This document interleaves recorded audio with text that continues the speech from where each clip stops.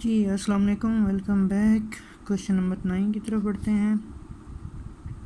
When brakes are applied, जब brakes लगाई जाती हैं, the speed of train decreases from 96 kilometre per hour to 48 kilometre per hour in 800 metre. तो speed जो है वो उसकी कम हो जाती है, पहले 96 होती है, फिर 48 हो जाती है। इन दोनों के दरमियान स्पीड हुई जब, तो इतना डिस्टेंस ट्रेन ने ट्रेवल किया 800 metre. How much further will the train move before coming to rest. तो कह रहे हैं कि मज़ीद कितना ट्रेन आगे जाएगी रुकने से, मतलब मज़ीद आगे कितना, जब वो रुकेगी तो कितना आगे जाएगी। Assuming the retardation to be constant. इस क्वेश्चन को पहले समझ लेते हैं। यहाँ पे एक ट्रेन है, वो ए पॉइंट से बी तक पहुंची। पहले उसकी जो वेलोसिटी थी वो 96 किलोमीटर पर आवर थी, और 800 मीटर के बाद उसकी जो वेलोसिटी है पॉइंट बी पे वो 48 किलोमीटर पर आवर होगी। तो यहाँ से यहाँ तक अब देखें वेलोसिटी कम हुई है। तो वेलोसिटी जब बढ़ रही हो तो एक्सेलरेशन होता है, जब कम हो रही हो तो रिटार्डेशन या डिसेलेरेशन होता है। अब क्वेश्चन में दिया गया है कि जिस तरह यहाँ से यहाँ तक वेलोसिटी कम हुई है, इसी तरह बिल्कुल उसी तरह से यूनिफॉर्म या कांस्टेंट तरीके से बी और सी के दरमियान भी कम होगी। तो मतलब अगर हम ए और बी के दरमियान रिटार्डेशन या डिसेलेरेशन फाइंड कर लें तो वही बिल्कुल बी और सी के दरमियान में भी होगा। आइए इस क्वेश्चन को सॉल्व करते हैं। इसका एक डिस्टेंस ये है और दूसरा S2 बी से सी तक है। हमने बी और सी के दरमियान डिस्टेंस को फाइंड करना है, क्योंकि वो कह रहा है कि हाउ मच फर्दर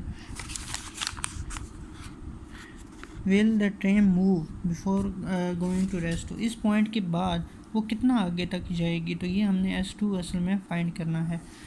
तो वी आई इनिशियल वेलोसिटी है 96 किलोमीटर पर आवर यहाँ पे। तो हमें पता है कि किलो की जगह हम 1000 भी लिख सकते हैं। पर आ रहा है तो पर आवर को हम नीचे h लिख सकते हैं यूँ करके। तो h की जगह हम 1 घंटा है तो 1 घंटे में 60 मिनट होते हैं और 60 सेकंड्स होते हैं। तो 60 मल्टीप्लाई बाई 60, अब ये 3600 आएगा तकरीबन। तो इसको 96,000 से डिवाइड करें तो ये हमारे पास आंसर आता है, जो कि इस पॉइंट पर स्पीड है या वेलोसिटी है। जिसकी फाइनल वेलोसिटी है, फाइनल वेलोसिटी इस पॉइंट बी पे, वो अगर हम देखें तो 48 किलोमीटर पर आवर है। इसको अगर देखें 48 किलो की जगह हम 1000 लिख सकते हैं, पर आवर है तो वो h नीचे आ गया। h की जगह हम 1 घंटे में 60 मिनट होते हैं और 60 सेकंड होते हैं। 48 मल्टीप्लाई बाई 1000 48,000 हो गया। इसको अगर हम कैलकुलेटर की मदद से सॉल्व करें तो ये 13.33 मीटर पर सेकंड बनता है। तो ये इस पॉइंट पर वेलोसिटी है। फाइनल पॉइंट पे जाके तो वो रुक जाती है सी पॉइंट पे। अब इन दोनों पॉइंट्स के दरमियान हम पहले सॉल्व करते हैं चीज़ें। 2AS1 ये इक्वेशन ऑफ मोशन है, थर्ड इक्वेशन ऑफ मोशन है। इसमें हम देखते हैं कि 2AS1, हम ये 2 पॉइंट ले रहे हैं तो इसके दरमियान S1 है। 2AS1 is equal to VF square minus VI square. हमें पता है VF बी पॉइंट पे है और VI हमारे पास पॉइंट A के ऊपर है। तो इनकी वैल्यूज़ पुट कर लेते हैं। 2A और S1 की जगह हम क्या कर लेते हैं, S1 कितना है, इस पॉइंट और इस पॉइंट के दरमियान जो कि डिस्टेंस है 800 मीटर। तो S1 की वैल्यू हमने 800 मीटर पुट कर दी। VF स्केयर, VF हमारे पास पॉइंट बी पे है 48 किलोमीटर पर आवर। इसको मीटर पर सेकंड में करें तो 13.33 मीटर पर सेकंड आ गया, ये आ गया। माइनस VI स्केयर 96 है, तो इसको अगर हम मीटर पर सेकंड में करें इस पॉइंट पर इनिशियल वेलोसिटी को, तो इसको हमारे पास आता है 26.67 metre per second.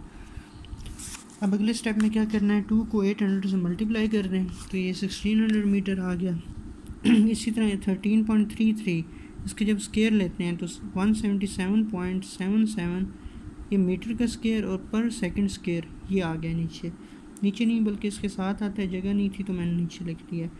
26.67 metre per second, इसका जब स्केयर खोलेंगे तो 26.67 का जो स्केयर है वो 711.2889, ये इसका जब स्केयर खोलते हैं तो ये इतनी वैल्यू इसकी आती है। मीटर का स्केयर होगा, पर सेकंड स्केयर इसी तरह आ गया।